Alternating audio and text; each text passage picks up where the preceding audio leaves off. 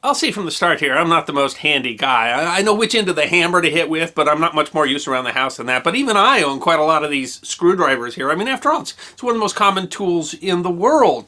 Half your house is put together with screws, and you got to hang up your hat somehow, right? I would venture to guess that virtually everybody that watches this owns at least one screwdriver. But the funny thing is that if you are a viewer in Canada, you are very likely to own a type of screwdriver that viewers outside of Canada are very likely to have never seen or even heard of in their life. And the reason that Canada has its own kind of screwdriver has to do with a really unique point in history where a group of technologies came together to drive a whole bunch of innovation, but that innovation was impacted by powerful world events at the time. Things like the Russian Revolution and the First and Second World Wars and the powerful personality of Henry Ford. The great debate between the Robertson and the Phillips head screwdriver is history that deserves to be remembered. The idea of the screw, that is an inclined plane that spirals around a central shaft, is ancient. The earliest known uses were a water pump that might have been invented in Syria to irrigate the Hanging Gardens of Babylon, one of the 7 wonders of the ancient world, in the first millennium BC. The device was in use in Egypt at least by the 3rd century BC when the Greek mathematician and engineer Archimedes of Syracuse saw and described one.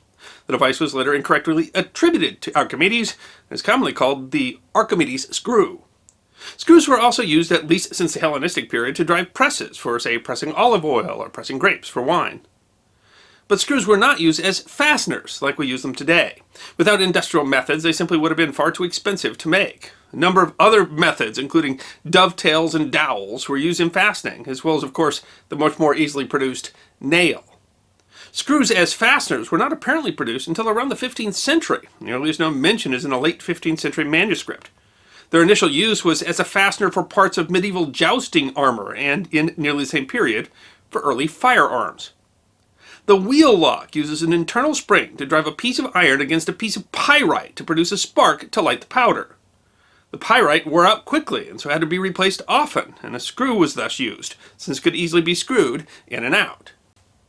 The earliest screwdrivers were built to service these weapons, and they were called either a screw turner or a turn screw, and they had a pear-shaped wooden handle, and otherwise looked a lot like a modern flat-headed screwdriver. But these screws and screwdrivers would have been custom-made and used on very expensive devices like wheel locks and jousting armor, and so screws were not for the common folk. In 1760, brothers Job and William Wyatt of Staffordshire patented a screw-making machine that used a file to cut in the threads following the pitch of a lead screw. This allowed mass production of screws and was a precursor to industrial mass production machines. The idea of using a lathe of some sort to cut threads was variously improved upon until a process for cold rolling threads was perfected in the 1880s. But virtually all of these screws used just a few turning methods, either a hexagon or square that was turned externally, or a flat slot cut to turn internally. And as anyone who has ever used one knows, flat-headed screws and screwdrivers have their problems. There were many alternatives proposed and even patented in the latter half of the 19th century, but most were not easily manufactured, and slotted screws still prevailed. But solutions were on the horizon. Peter L. Robertson was born in Haldimand County, Ontario, Canada in 1879. A tinkerer, Robertson produced a number of inventions, including a new design for cufflinks and even a better mousetrap. In 1905, he received a patent in Canada for a new design of a corkscrew that centered itself on the bottle. Around the turn of the century, Robertson was working through eastern Canada as what was called a high-pitch man, meaning a traveling salesman for a Philadelphia tool company. High-pitch men would sell their wares, say, on a street corner at a county fair, calling out their wares. And among the things that he was selling was a device of his own design. Robert's 20th century wrench brace was a multi-tool that could be used as a monkey wrench, as a brace, as a bench vise, as a screwdriver, and as a rivet maker. And he called it the greatest tool on earth. And if all that sounds impressive, there were actually several multi-tools that were very similar, patented in that era. But it was in demonstrating another tool, a spring-loaded screwdriver, that gave Robertson his most famous idea.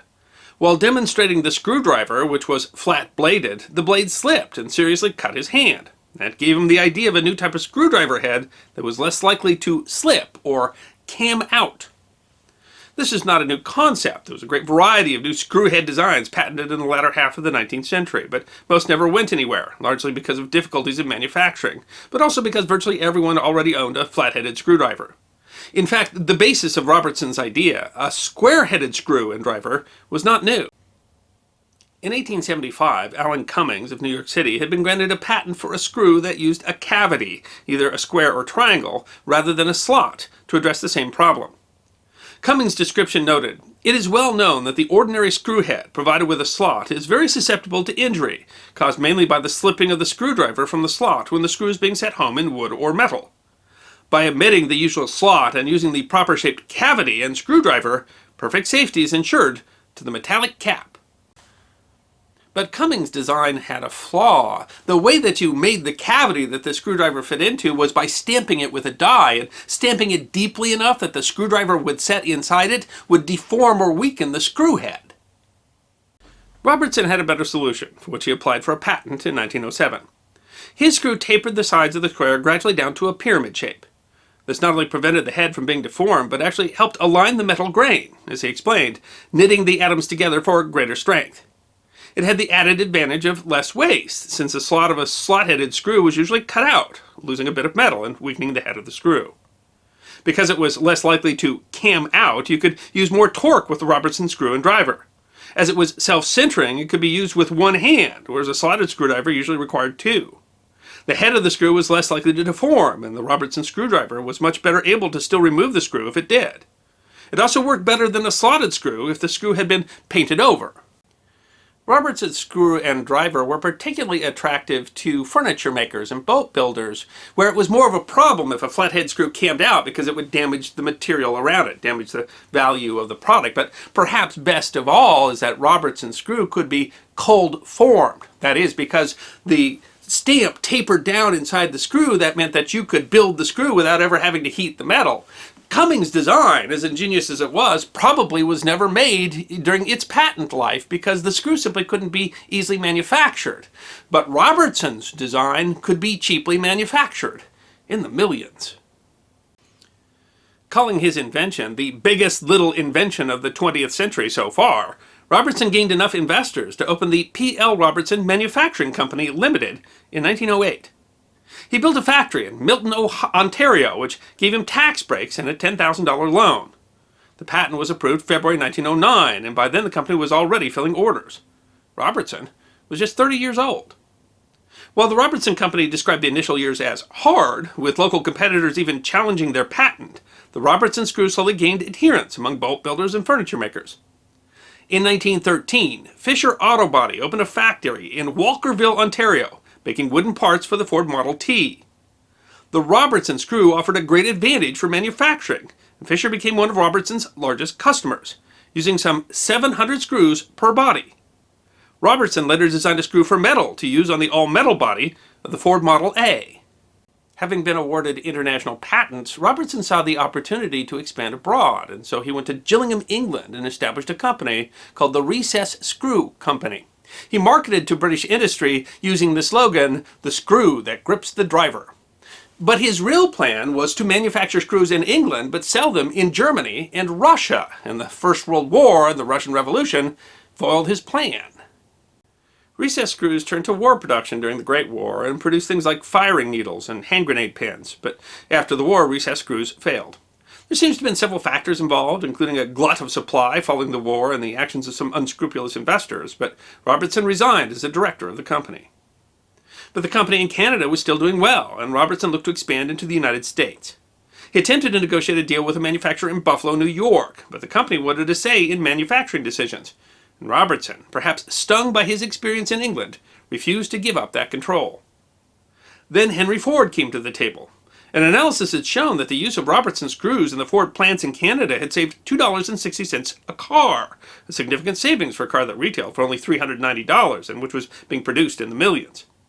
Ford wanted to use Robertson screws in all his U.S. plants. But Ford wanted to say in production and an exclusive contract, and Robertson stubbornly refused to give up that control. When the deal fell through, Robertson not only did not get the contract for the American Ford plants, but lost the contracts in Canada, almost a third of his business. After 3 failed tries, Robertson decided to never try to license his screws outside of Canada again. But his marketing skills made his screws and drivers the screwdrivers of choice in Canada, even though just across the border of the United States, they're hardly known at all. But Ford was still using flat screws, which are even more troublesome on automated assembly lines, where if a screw cammed out, it cost time and slowed manufacturing. The solution started with a patent application in 1932 by John P. Thompson, an auto mechanic living in Portland, Oregon. Thompson's new screw design used a cruciform. Like the square-headed screw, this was not a new idea, but again, similarly, previous patents for screws using cruciform heads, as he explained in the application, push the metal ahead of the tool and so disturbs the distribution of the metal as to render the screw head extremely fragile. Thompson's solution was similar to Robertson's. By tapering the screw head, a star die could be used without distorting the metal, and again, stamping the tapered design made the metal actually stronger. Moreover, by tapering the screw, a driver could be used even if it was not the exact right size, and again, the new cruciform-headed screw would engage with the driver, making it less likely to cam out than a flathead screw. In 1933, when the patent was granted, Thompson assigned it to Henry Frank Phillips. Like Robertson, Henry Phillips had been a traveling salesman. By the time the patent was assigned to him, he was the managing director of a mining concern, the Oregon Copper Company. It's not really clear why Thompson assigned the patent to Phillips. It might be that Thompson simply couldn't figure out how to sell it or couldn't find investors, but it also might be that he already had an agreement with Phillips when the patent was filed. But Phillips refined the design and was granted more patents. Unlike Robertson, Phillips did not intend to manufacture screws, but hoped to license the patents to manufacture and collect royalties. Not surprisingly, with the new invention, Phillips got a lot of rejections from companies who told him the idea lacked promise for commercial success. But eventually Phillips convinced Eugene E. Clark of the American Screw Company of Providence, Rhode Island, to manufacture the design.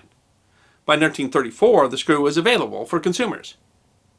While the tendency to cam out could be troublesome for anyone driving screws, it was a particular problem for manufacturing, which even at that time was using power tools.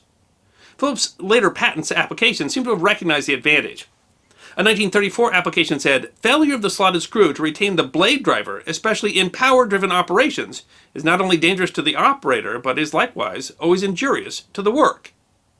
It was clear what market he saw for his design. In 1936, General Motors was invited to test the design. The Phillips head screw first went into use at GM, making the 1936 Cadillac. The advantages for industries large and small was obvious. Customers raved about the amount of work time saved. Within just a few years, virtually all U.S. automakers, including Ford, were using Phillips head screws. The airplane manufacturing and railroad industry likewise switched. By 1939, 20 companies had licenses to produce Phillips head screws. By 1940, 85% of U.S. screw manufacturers had a license for the design, and the company grossed more than $1.3 million adjusted dollars. While the Second World War limited foreign licenses, it established the Phillips head screw as an industry standard among wartime manufacturers. The hundreds of thousands of planes and motor vehicles built by the U.S. during the war were largely screwed together using Phillips head screws. By the time Phillips' patents expired in the 1960s, there were more than 160 domestic licensees, and half again that number of foreign licenses. While Robertson had Canada, Phillips screws are, by industry estimates, by far the most popular type of screw everywhere else in the world. There's still a heated debate over which is better, the Robertson screwdriver or the Phillips-headed screwdriver, and that debate has only grown more heated recently as the internet and fair trade makes it easier to acquire Robertson screws and drivers outside of Canada. In general, the Robertson screwdriver does grip the screw better, and that means that you don't have to use as much pressure to be able to turn the screw without it camming out, and it's less likely to strip the screw, which are both issues that bedevil common users of Phillips-headed screwdrivers. But that ability to cam out actually offers an advantage for manufacturing. With a Phillips-headed screw, when the machine has set the screw, it will cam out, and that keeps it from overdriving the screw. And as an advantage at home, in a pinch, you can use a flat-headed screwdriver to spin a Phillips-headed screw, and you can't do that with a Robertson screw. So far, the Phillips head remains supreme pretty much everywhere but Canada, but the Robertson screwdriver has made significant inroads, especially among furniture and boat makers. And the discussion has become more convoluted as there are now many more alternatives on the market, some of which are compatible with existing drivers. Its patents for the Phillips head long expired. The Phillips Screw Company today develops and licenses some of those new types of screws and drivers. The Phillips-headed screw was so successful that it might have been too successful. In 1947, the federal government funded charges against Phillips and several manufacturers claiming that they had engaged in anti-competitive practices, including price fixing and suppressing competition. The eventual resolution in 1948 was a consent decree that reduced Phillips' ability to enforce its patents. The Robertson and Phillips screws were the culmination of the development of screw technology over a couple of hundred years, and they were two types that rose to the top in an era where there was a lot of innovation in the field. It's really ironic that the events of the First World War were part of the reason that the Robertson screw was never developed internationally, whereas events of the Second World War were the reason that the Phillips-headed screw was.